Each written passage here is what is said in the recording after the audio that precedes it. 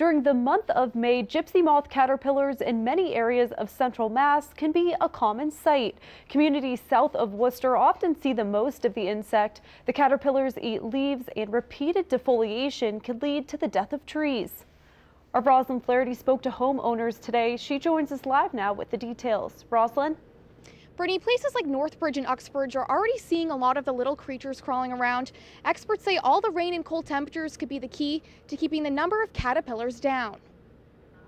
For the last several weeks, this is what Maureen Piper sees when she walks out of her Northbridge home. See, you can see some of them are still moving around. Hundreds of gypsy moth caterpillars are on her home and in the trees around her yard. The hairy insects are back in central Massachusetts, eating away leaves and annoying homeowners. They're gross. See a lot of them on the ground and on the cars. Dawn Davies is a horticulturist at Tower Hill Botanic Garden. She says at this point, there is not a whole lot people can do to get rid of the caterpillars. You're getting late for some of the applications for some of the natural controls like BT, which is a bacteria that you can apply. It's really only effective in the earlier part of the caterpillar's life cycle. But she says the rain and cooler temperatures this spring could provide a relief.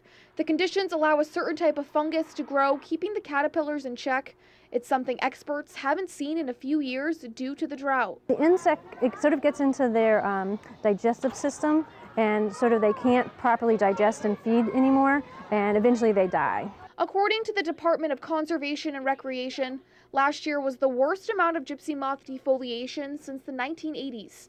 The caterpillars destroyed 350,000 acres of trees in Massachusetts. Experts say the insect feeds mainly on oak trees. I had to get a hose out and squirt my tree every day for about 15-20 minutes to wash them out of the trees. Piper is hoping the caterpillars will die off soon so she can get back to enjoying the outdoors. I mean, I won't even cook outside right now because it's just disgusting. Now, experts say the caterpillars usually come out in the beginning of May and last until the last week of June, but because of the cold temperatures, they have been set back, and we could see them for even longer before they turn into moths. Brittany? Roslyn, thank you.